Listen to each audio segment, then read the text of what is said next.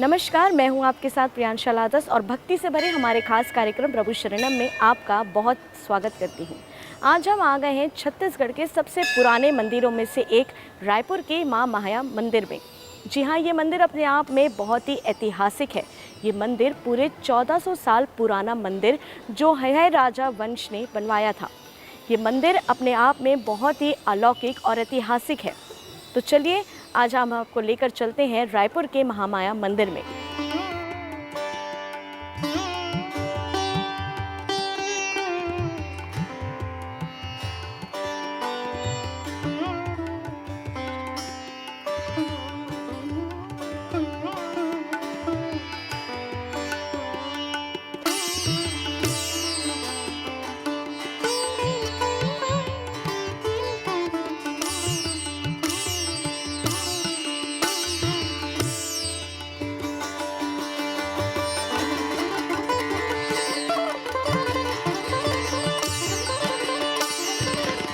पुरानी बस्ती स्थित महामाया मंदिर का इतिहास लगभग 1400 साल पुराना है।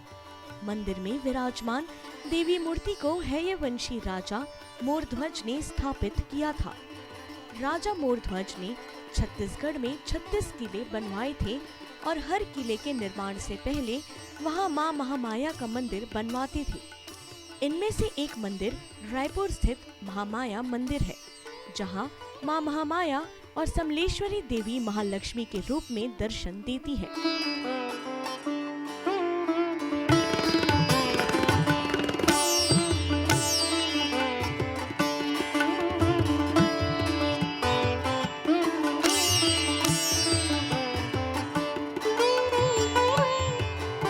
मंदिर में आज भी पुरानी परंपरा चलती आ रही है।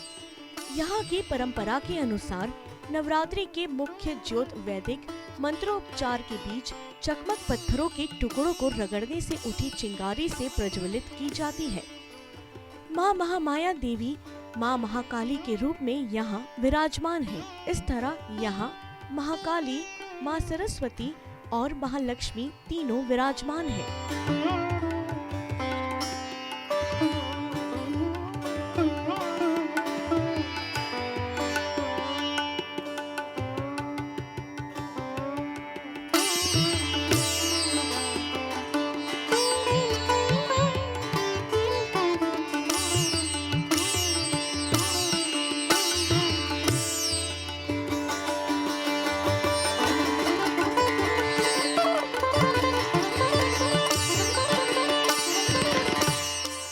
मंदिर के गर्भगृह का निर्माण शैली तांत्रिक विधि की है। मंदिर के गुंबद श्री यंत्र की आकृति में बनाए गए हैं।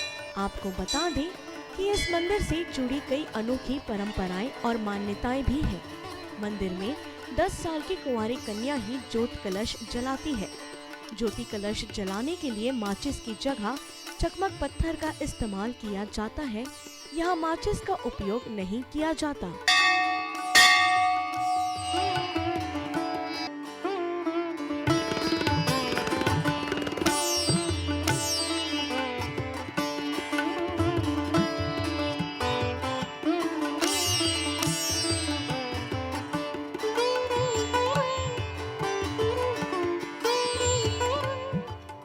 माता का यह ऐतिहासिक मंदिर बहुत चमत्कारिक माना जाता है। तांत्रिक पद्धति से बने इस मंदिर के गर्भगृह में मां महामाया मां काली के स्वरूप में विराजमान है। आपको बता दें, मंदिर प्रांगण में मां महाया मंदिर के सामने मां समलेश्वरी देवी का मंदिर है।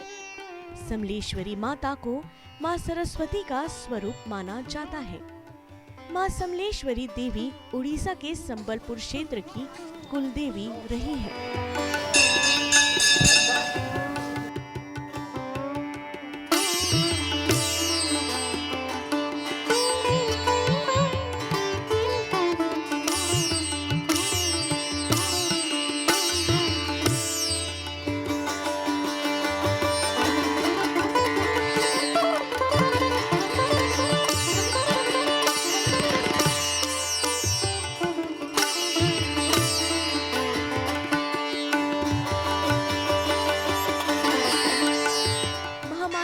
दरबार में श्रद्धालुओं द्वारा सच्चे मन से मांगी गई मन्नतें जरूर पूरी होती है। माँ महामाया मंदिर देश का एक लौता ऐसा मंदिर है जहाँ लाल भैरव और काल भैरव के दर्शन होते हैं। माँ महामाया के दर्शन के लिए श्रद्धालु देश ही नहीं परंतु विदेशों से भी रायपुर आते हैं। हमारे साथ जाने माने आर्कियोलॉजिस्ट डॉक्टर दीपक शर्मा मौजूद है, जिनसे हम बातचीत करेंगे और जानेंगे क्या कुछ खास है इस मंदिर में, क्या कुछ इतिहास है इस मंदिर का। तो चलिए करते हैं शुरुआत। नमस्कार डॉक्टर साहब। नमस्कार। जी, मैं सबसे पहले जानना चाहूँगी कि इस मंदिर को जो 1400 साल पुराना बताया जाता है, क्या कुछ इतिहास है? ये मंदिर जो कि महामाया का मंदिर है, कलचुरी कालीन है और लगभग के 6 to 7 सेंचुरी में इसका निर्माण हुआ। और ये कलचुरियों की 2 शाखा हुई, एक रतनपुर हुई और एक रायपुर हुई। तो ये रायपुर शाखा की ये तांत्रिक अधिष्ठात्री देवी महामाया है। सामने भी एक देवी का स्वरूप है, वो देवी जिनको समलेश्वरी जी माता बोलते हैं, वो उनका संबंध संबलपुर की समलेश्वरी माता से है। तो परंतु ये इन दोनों देवियों को एक साथ पूजा में स्थान मिलता है। परंतु ये जो महामाया या महामातृका देवी है, इसका पौराणिक युग से भी बहुत बड़ा महत्व होता है कि आपने ज़रूर सुना होगा भगवान श्री कृष्ण के 7 भाई गर्भावस्था से होते ही मार दिए गए और जब वो 8वां भाई आया तो वो पुत्र ना हो के पुत्री थी। तो वो जो पुत्री थी वो आकाश में उड़ गई और आकाश में उड़ने के बाद वो स्थापित हो गई और कंस को बोली कि तू काहे के लिए मुझको मारने की कोशिश कर रहा है, तेरा मारने वाला तो पैदा हो ही चुका है। तो ये स्वरूप है महामाया का, ये विंध्यवासिनी देवी का स्वरूप है। तो बात इसका कंटेम्प्रेरी हिस्ट्री में इसको हम लोग विंध्यवासिनी देवी से जोड़ते हैं। रतनपुर के राजा हाजीराज ने सर्वप्रथम इस प्रतिमा को खारू नदी, जहाँ पे रायपुर है, वहाँ पर पट लेटे हुए पाया। और उस समय 3 या 4 या 7 ऐसा संख्या मैं नहीं बता सकता, लेकिन ये सर्प इसकी मूर्ति की रक्षा कर रहे थे। तो उसी समय वो जो कि महाराजा वहाँ कैंप किए हुए थे रात को, माँ ने दर्शन दिया और कहा कि मैं तुम्हारी कुल देवी हूँ, तुम मुझको यहाँ से निकाल कर मेरा मंदिर पधराओ, बनाओ। तो राजा ने सुबेरे उठते ही देखा तो वाकई उनको वो स्थान मिल गया जहाँ देवी जी लेटी हुई थी, पट लेटी हुई थी और सर्प भी दिखे। और तमाम चीज़ों को देखने के बाद महाराजा ने उसी समय संकल्प किया कि एक विशाल मंदिर का निर्माण किया जाएगा। तो ये जो स्वरूप है अब ओरिजिनली इतना पुराना है, मतलब हिस्ट्री के पॉइंट ऑफ व्यू से तो अपन इसको 1500 साल पुराना बोल सकते हैं, लेकिन पौराणिक तथ्यों के हिसाब से ये उससे भी बहुत पुराना चला जाता है। तो रायपुर छत्तीसगढ़ की तांत्रिक देवियों में सर्वप्रथम महामाया का ही नाम आता है। महामाया का दूसरा नाम महामातृका है। मैं एक सवाल आपसे जानना चाहूँगी, हमने जब दर्शन किए इस मंदिर में, देखा जाता है कि मंदिर का जो द्वार और मूर्ति है वो बाकी मंदिरों के जैसे नहीं होके थोड़ी सी तिरछी है। इसका क्या इतिहास है, क्या कुछ इसकी कहानी है? इसकी विशेष कहानी ये है कि जब मंदिर का निर्माण किया गया तो तांत्रोक्त विधि से ही इस मंदिर का निर्माण किया गया। इसी कारण इसका माँ का दर्शन स्पष्ट सामने की ओर ना हो के कुछ तिरछा होता है। तो ये तंत्र की कुटिल साधनाओं के बाद ये व्यवस्था आती है जिसमें माँ का तेज एकदम सीधे देखने से संभाला नहीं जाता था। तो इसलिए मंदिर को थोड़ा सा टिल्ट कर दिया, जिससे माँ का जो उग्र स्वरूप था वो शांत हो गया। यहाँ माँ महामाया के अलावा और किन देवी और देवताओं के दर्शन दर्शनार्थी कर जाते हैं? यहाँ पर मैं लगभग 40 वर्षों से सतत आता रहा हूँ। यहाँ पर बटुक भैरव, काल भैरव और एक शिव प्राचीन मंदिर, 2 हनुमान जी के मंदिर, ऐसा करके 6-7 प्रतिमाएं और हैं, जिसमें महत्वपूर्ण है बटुक भैरव और काल भैरव। ये 2 गण हैं जो कि महामाया देवी या महामातृका देवी के साथ रहते ही हैं, परंतु ये शंकर भगवान के स्वरूप है।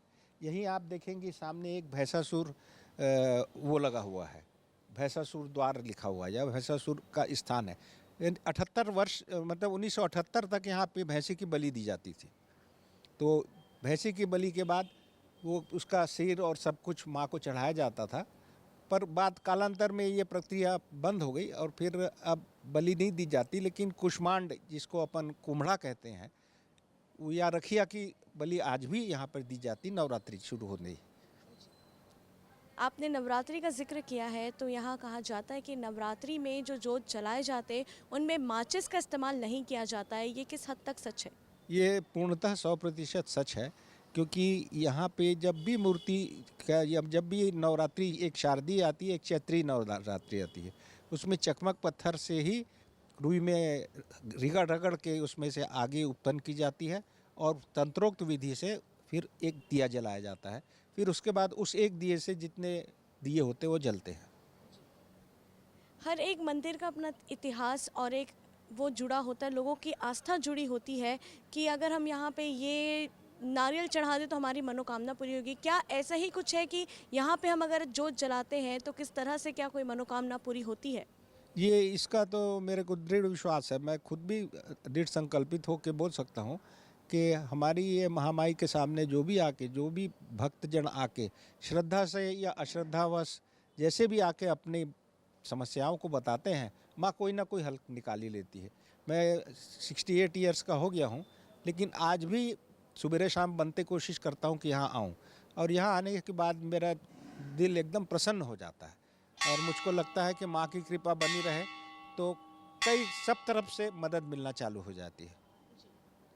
माना जाता है कि यहाँ पे जब जोत जलाई जाती है तो सबसे पहले जो 10 वर्षीय बालिकाएं जो होती है वो जलाती है, ये ऐसा क्यों?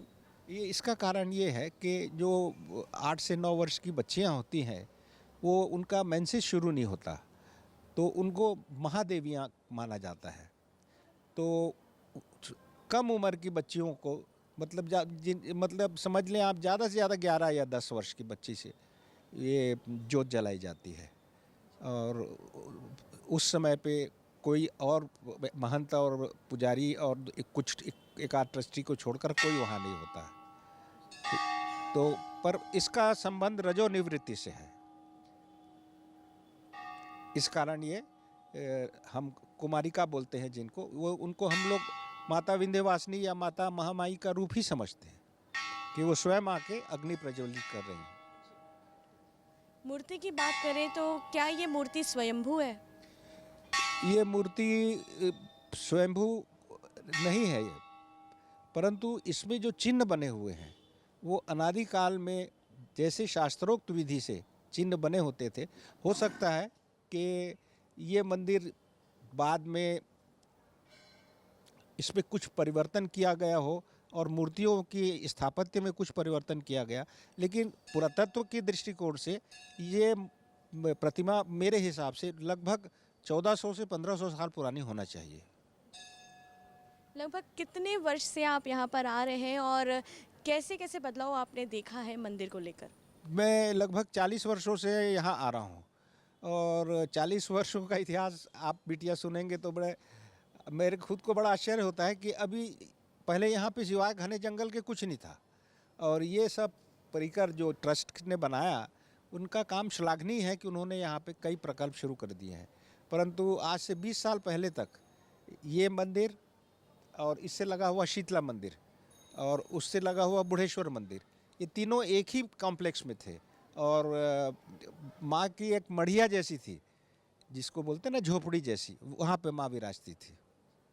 और उनके पुजारी भी एक से एक हुए हैं, तंत्र विद्या के तांत्रिक मर्मज्ञ।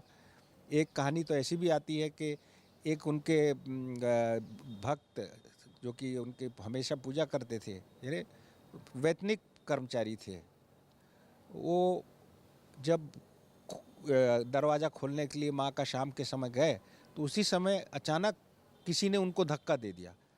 तो धक्का देने के बाद वो तो महल बाहर गिर गए, लेकिन एक बिजली उसी समय तड़ाक से गिरी और जो मंदिर था वो ध्वस्त हो गया, पर मूल मूर्ति को कोई क्षति नहीं पहुंची। इससे बड़ा कोई माँ की शक्ति का कोई आभास या दृष्टांत हो ही नहीं सकता। माँ के नियंत्रण में पूरी प्रकृति है, इसका मतलब ये है। क्या कुछ खासियत है महामाया मंदिर की, हम आपसे जानना चाहेंगे। महामाया मंदिर के चारों तरफ अब जब आप देखते हैं घूमते हुए तो कलचुरी कालीन बहुत सारी मूर्तियां हैं जो कि उसमें स्टेपल कर दी गई है, मतलब वो जड़ दी गई है। ऐसी मूर्ति आपको समलेश्वरी माता में भी मिलेगी। तो ये जो मूर्तियां हैं वो कला की दृष्टि से और तंत्र की दृष्टि से, दोनों दृष्टियों से बहुत ही महत्वपूर्ण है। इनका वैज्ञानिक सर्वेक्षण करना जरूरी है। दूसरी बात, मैं इतने सालों से आ रहा हूँ और पुरातत्व में रुचि रखता हूँ। मुझको लगता है कि इस मंदिर परिसर की खुदाई की जाएगी तो इसके नीचे भी कम से कम 3 या 4 मंदिर निकलेंगे। ये जो मंदिर है एक एक सरफेस के बाद कुछ 100 साल के बाद ध्वस्त हो जाता है, फिर निर्माण शुरू होता है, फिर दूसरा मंदिर बन जाता है, तीसरा बन जाता है। ऐसे 7-8 लेयर्स में मंदिर बनते हैं। यहाँ पे मंदिर में मौजूद माता के 9 रूपों को उरेका गया है, इसे आप कैसे देखते हैं? ये नवरात्रि के दिनों में ये जो माँ के जो शैलपुत्री से लेके और सिद्धिदात्री तक के स्वरूप हैं वो अद्भुत हैं, परंतु ये सब बहुत परवर्तीकाली लेटर फेजेस में बने हैं। आर्कियोलॉजिकली देखा जाए तो सिर्फ महामाया का जो स्ट्रक्चर है या महामाया की जो प्रतिमा है वो बहुत प्राचीन है, और ये समलेश्वरी माता की प्रतिमा जो है ये उसके कई सौ साल बाद यहाँ आई, पर मूल मंदिर तो महामाया का ही था। कलचुरी राजाओं की ये देवी थी और यहाँ पे तंत्र साधना का, जादू टोने का और प्रत्येक किस्म की तांत्रिक गतिविधियों का ये केंद्र ही था। तो यहाँ हमेशा आए दिन कोई ना कोई अनुष्ठान चलता रहता था। पहले तो ऐसा भी लोग बोलते हैं कि कभी कभी नरबली भी हो जाती थी। तो अब माँ की लीला माँ जाने, ऐसा भी इतिहास में है। और ये मंदिर का निर्माण, 3 मंदिरों का निर्माण एक साथ हुआ। एक तो हटकेश्वर नाथ मंदिर जो रायपुरा में है, दूसरे मंदिर ये हैं महामाया के, तीसरा मंदिर बुढ़ेश्वर महादेव है और चौथा मंदिर जो है वो बुढ़ेश्वर से जो लगा हुआ मंदिर है वो बिरंची नारायण मंदिर है। तो ये सब एक कॉम्प्लेक्स में मंदिर थे जो अब ट्रस्टों के और प्रॉपर्टी के झगड़े के मारे ऐसे टुकड़े टुकड़े हो गए, परंतु वो यहाँ से लेके वहाँ तक पूरा परिकर राजा ने दान में दे दिया था। प्रतिमा की अगर बात करें तो माता की प्रतिमा का हर दिन श्रृंगार किया जाता है, इसे आप कैसे देखते हैं? माता का हर दिन श्रृंगार इसलिए किया जाता है कि माँ के भक्त ऐसे हैं कि जो 384 दिन कोई ना कोई भेंट करते रहते हैं।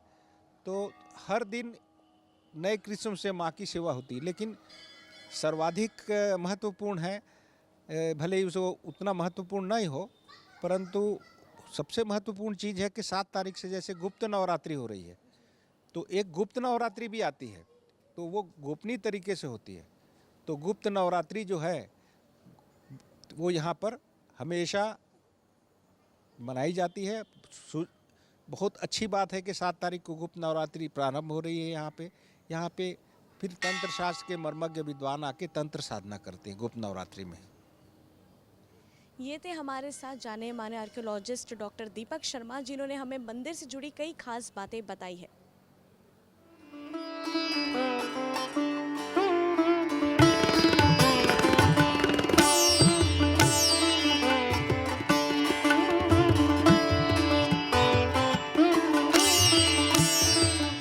ऐसा कहा जाता है कि माँ के दरबार में जो भी मन्नत या मनोकामना मांगी जाती है वहाँ कभी खाली नहीं जाती।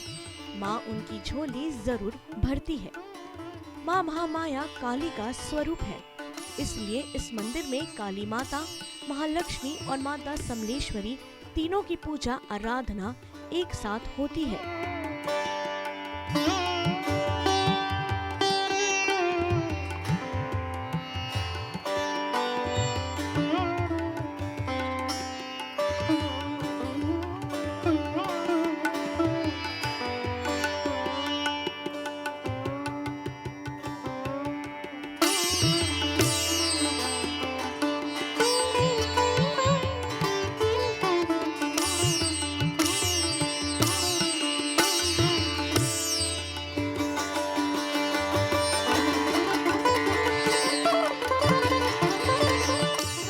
साल के 365 दिनों में माता का अलग अलग श्रृंगार किया जाता है। सुबह 4 बजे से 3 पुजारी माता के श्रृंगार में लग जाते हैं, जो सुबह 6 बजे तक चलता है। विशेष मौकों पर माता का श्रृंगार और भव्य हो जाता है। इसमें सोने के आभूषण भी देखने को मिलते हैं। साल में एक बार माता के वस्त्रों को भक्तों के बीच प्रसाद के रूप में वितरण भी किया जाता है। माता के वस्त्रों को लेने के लिए भक्तों को मंदिर समिति के सदस्यों से मिलना होता है।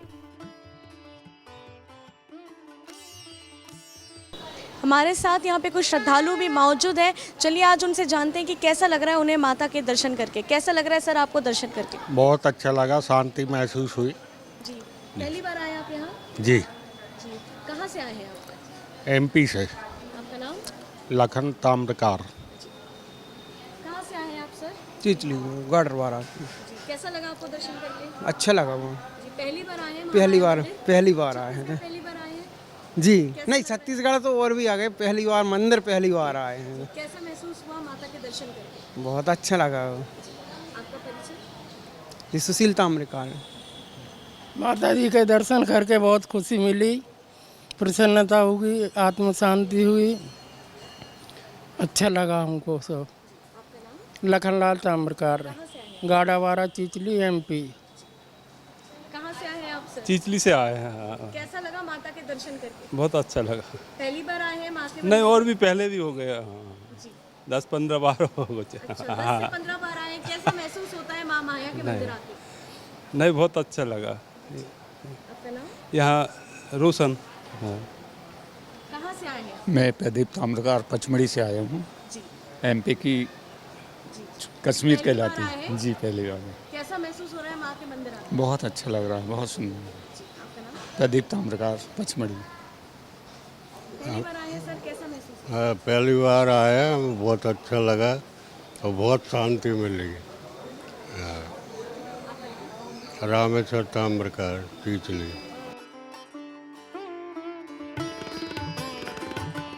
लोगों के लिए महामाया माता का दरबार सदियों से आस्था का केंद्र है। बताया जाता है कि हैयवंशी राजा मोरध्वज जब अपनी सेना के साथ खारो नदी के करीब पहुंचे तो उन्हें पानी में मां की प्रतिमा दिखाई दी और करीब जाकर देखा तो उन्हें कुछ सुनाई दिया। उसके अनुसार प्रतिमा को कंधे पर रखकर मंदिर तक लाना था और वहीं रखना था जहां माता को स्थापित करना था।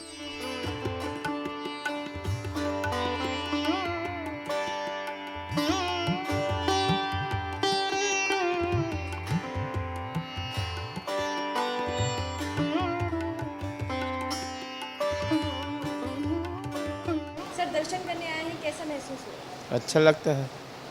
पहली बार आए हैं, रोज आते हैं? 30 साल हो गए यहीं रहता हूँ पीछे में। जी, रोज हाँ, आते हैं आप यहाँ हाँ, दर्शन करने? सुबह कैसा लगता है माता के दर्शन करके? शांत लगता है। मैं रायपुरा ही का हूँ, प्रोफेसर कॉलोनी के पास रहता हूँ। जी, कैसा लगता है माता के दर्शन करके? क्या आप यहाँ रोज आते हैं? मैं प्रायः आता हूँ, रोज़ तो नहीं कह सकता, कभी कभी गैप हो जाती है। कैसा लगता है माँ के दर्शन करके? माँ के दर्शन करने से एक आह्लादित हृदय में होता है और बहुत ही अच्छा लगता है, शरीर हल्का लगता है, मन हल्का लगता है, सब चीज़ अच्छा लगता है। क्या कुछ महसूस कर पाते हैं जब आप इस मंदिर में आते हैं? मंदिर में आने से ये लगता है कि हमारे जो जितनी समस्याएं कहीं न कहीं कम हो रही है और वो हमें प्रभावित नहीं कर पाते। मैं मार्कंडेय शर्मा हूँ। मैं रायपुर का ही हूँ मैडम, और 1975 से आ रहा हूँ मैं। पहले हाँ, अभी तो रोज़ाना आता हूँ, भाई साहब भी रोज़ आते हैं, हम लोग रोज़ वाले हैं। मतलब एक हाजिरी होती है, समय तय नहीं है, और हम क्या आते हैं वो बुलाती है, अपनी इच्छा तो कुछ होता है नहीं, सब उनकी इच्छा है, उनका बुलवा है। कई लोग ऐसे हैं कि पड़ोस में रह के नहीं आ पाते, अपन दूर से आ जाते हैं, तो उनकी इच्छा ही। एक लाइन है मैडम, बस वो काफ़ी है कि सिर्फ एहसास है, रूह से महसूस करो।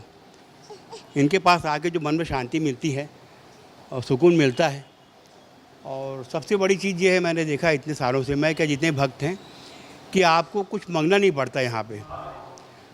आपको कभी ये कहना नहीं पड़ेगा कि मैं, वो पूरे भाव को समझती हैं, आपकी सब मनोकामना को पूरी करती हैं। बस मन में विश्वास हो, श्रद्धा हो, तो उससे बड़ी चीज़ कुछ नहीं है।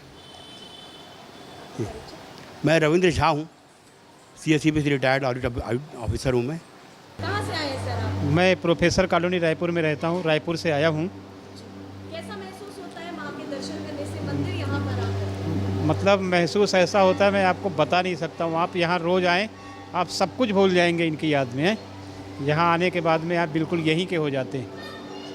समय से आप यहाँ पर आ रहे हैं? हम कम से कम 25 साल से बराबर आते हैं। मैं जब भी रायपुर में रहता हूँ, सुबह नहीं तो शाम, शाम नहीं तो सुबह, कभी कभी तो दिन में 2-2 बार आता हूँ मैं यहाँ। तो ये माता रानी बुलाती हैं और हम आते हैं। नवरात्रि में यहाँ बहुत खास आयोजन होता है, उस बारे में बताइए। नवरात्रि में यहाँ 9 दिन बहुत अच्छा प्रोग्राम होता है। डेली जस गीत वगैरह सब होता है।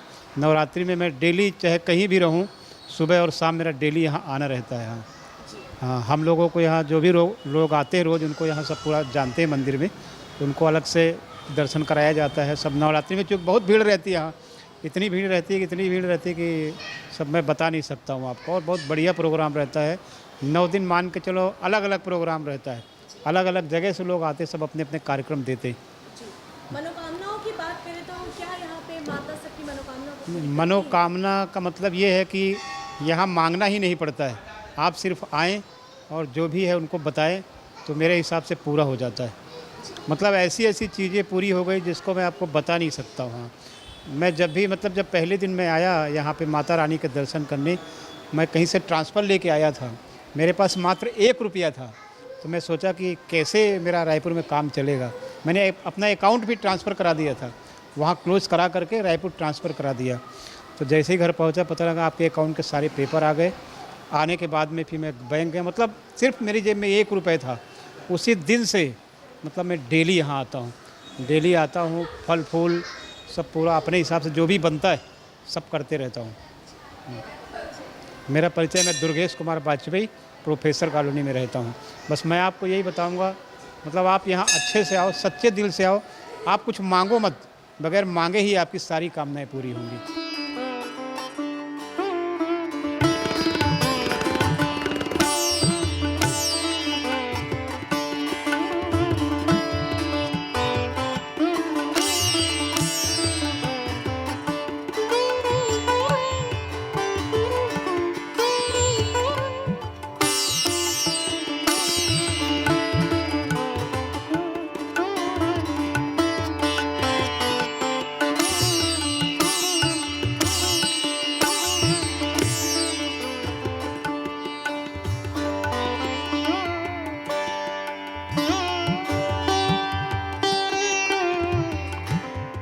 देश के दूसरे जागृत देवी स्थलों की तरह महामाया मंदिर के साथ भी चमत्कारों की कई बातें जुड़ी हुई है। यहाँ विशेष मौकों पर कई बार ऐसी घटनाएं होती रही है जिन्हें सामान्य अर्थों में अलौकिक कहा जा सकता है। महामाया के भक्तों को इस बात का पूरा विश्वास है कि जो एक बार महामाया के दरबार में आता है, देर सबेर उसकी फरियाद माँ जरूर सुनती है। मंदिर में कई ऐसे भी श्रद्धालु हैं जो कई सालों से मंदिर में दर्शन के साथ ही अपने दिन की शुरुआत करते हैं।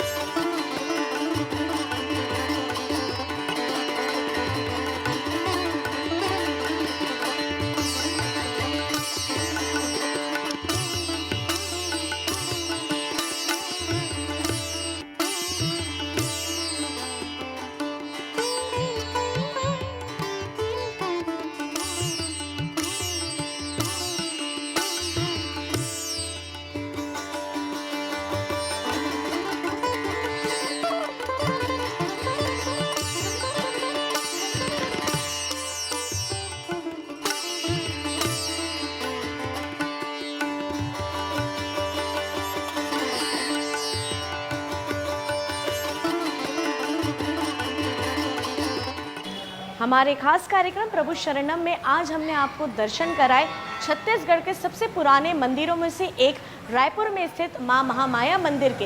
ये मंदिर अपने आप में काफ़ी अलौकिक और बहुत ही पुराना बताया जा रहा है। यहाँ दर्शन करने आने वाले लोगों का कहना है कि ये मंदिर में आने से उन्हें बहुत ही शांति महसूस होती है। कैमरामैन धनेश्वर साहू के साथ मैं प्रियांशा लालदस अब आपसे लेती हूँ विदा। नमस्कार।